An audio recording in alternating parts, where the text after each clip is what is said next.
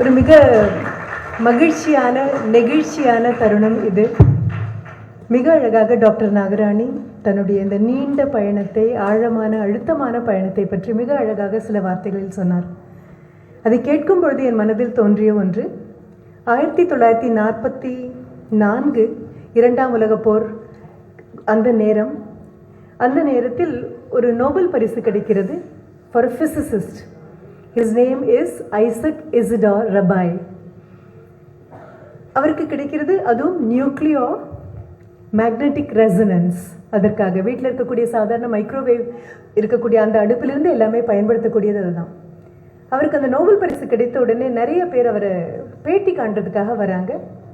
When the interviewer asks him a question, who is responsible for this award? இந்த Nobel பரிசுக்கு யார் காரணம்? ஒரு LKG படிக்கக்கூடிய குழந்தைகிட்ட கேட்டால் அம்மான்னு சொல்லலாம், 10ஆம் வகுப்பு படிக்கக்கூடிய குழந்தைகிட்ட கேட்டால் அம்மான்னு சொல்லலாம். நோபல் பரிசு வாங்கியிருக்கக்கூடிய ஒரு நபர்கிட்ட இதற்கு யார் காரணம் அப்படின்னு கேட்கும்பொழுது அம்மா அப்படின்னு சொல்றாரு. சொன்ன அடுத்த நிமிடம், எப்படி உங்கள் அம்மா இதற்கு காரணமாக இருக்க முடியும் அப்படின்னு ஒரு கேள்வி வரும். கேள்விக்கு அவர் ரொம்ப அழகாக பதில் சொல்றாரு. ஒவ்வொரு நாளும் பள்ளிக்கூடத்திலிருந்து நான் திரும்பி சென்றவுடன் என் அம்மா என்னிடம் கேட்கக்கூடிய ஒரே கேள்வி, இன்றைக்கு என்ன நல்ல கேள்வி உன் ஆசிரியையை கேட்டாய்? What good question did you ask your teacher? இதுதான் ஒவ்வொரு தடவையும் வீட்டுக்கு வரும்போது என்னை எங்கள் அம்மா கேட்டுகிட்டே இருப்பாங்க. அம்மாவுக்கு பதில் சொல்கிறதுக்காவது ஒவ்வொரு வகுப்புலேயும் ஒரு நல்ல கேள்வி நான் கேட்டே ஆகணும். That's exactly what led me to Nobel Prize now அப்படின்னு சொல்வார். அம்மா தான் அஸ்திவாரம், அம்மா தான் ஆகாயம், அம்மா தான் உயிர் மூச்சு, அம்மா தான் கருவறை, அம்மா தான் கர்ப்பப்பை, அம்மா தான் கோவிலில் இருக்கக்கூடிய தெய்வம், அம்மா தான் கோவிலில் வெளியே காவலுக்கு இருக்கக்கூடிய தெய்வம், அம்மா தான் கையை பிடித்து கொண்டு செல்லக்கூடிய வழிகாட்டி, அம்மா தான் மார்க்கதரிசி.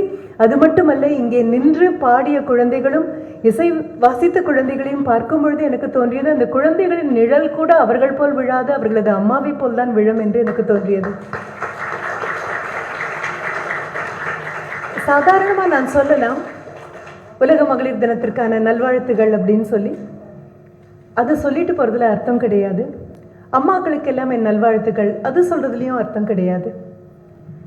மிக அழகாக சொல்லுவார்கள், 2 உயிரினங்கள் குழந்தைகளை விட்டு பிரிவதற்கு ரொம்ப ரொம்ப கஷ்டப்படுமா. வீட்டில் பார்த்துருப்போம், பூனைகள். தாய் பூனை குழந்தை எங்கே போனாலும் போய் திருப்பி திருப்பி தன்னிடம் கொண்டு வந்து வைத்துக்கொள்ளும்.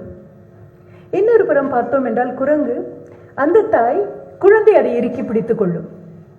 இந்த குழந்தையை இறுக்கி பிடித்துக் கொள்ள, தாயும் இறுக்கி பிடித்துக் கொள்ள, அப்படிப்பட்ட தாய்மார்களை நான் இங்கே தான் பார்க்க முடிந்தது. How protective you are, how guarding you are. உங்கள் கண் பார்வையில் உங்கள் குழந்தையை விட்டு போகவே முடியாது. மதுரை மீனாட்சியை பற்றி சொல்லுவாங்க, எங்கே குழந்தை போனாலும், எங்கே நாம் இருந்தாலும், பக்தர்கள் எங்கே இருந்தாலும் மதுரை மீனாட்சியின் கண்களை விட்டு தப்பிக்கவே முடியாது.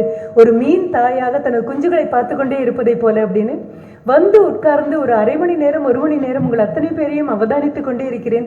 குழந்தைகளை விட்டு உங்கள் கண்கள் எங்கேயும் நகரவே இல்லை. குழந்தை நின்றால் நிற்கிறது கண்கள், உட்கார்ந்தால் உட்கார்கிறீர்கள். குழந்தையின் நிழல் போல, உயிர் போல ஒட்டி வரக்கூடிய the warrior mothers, salutations to you all.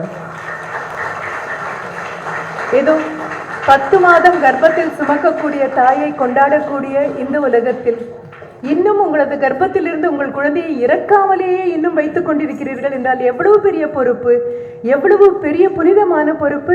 நின்று கார்த்திக் இங்கே பாடும் பொழுது பின்னால் அவனது தாயார் அங்கே நின்று கூடவே பாடிக்கொண்டே இருக்கிறார். அவன் இறங்கி வரும்பொழுது கூட வந்து கொண்டே இருக்கிறார். பார்ப்பதற்கு அவ்வளவு நெகிழ்ச்சியாக இருக்கிறது.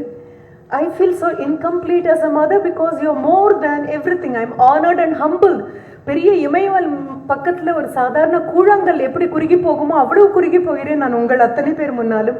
அவ்வளவு பிரம்மாண்டமான மேரு பர்வதம் போல இருக்கக்கூடிய தாய்மார்கள். உங்களை நான் மதர்ஸ் டே அப்படின்னு சொல்லும் பொழுது ஆஸ் அ மதர் நான் உங்களை எப்படி பார்க்குறேன்னு பாருங்க.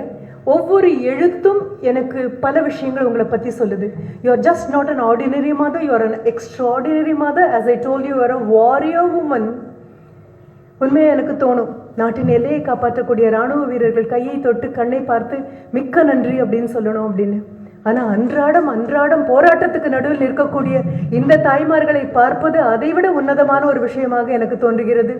ஒவ்வொரு நாளும் ஒவ்வொரு வினாடியும் வாழ்க்கையை எதிர்த்து போராடக்கூடிய நபர்களாக you are the fountain head of all energy. Play store மற்றும் ஆப் ஸ்டோரில் இருந்து பாலிமர் செயலியை QR கோடு மூலம் பதிவிறக்கம் செய்யுங்கள். செய்திகளை உடனுக்குடன் பெறுங்கள்.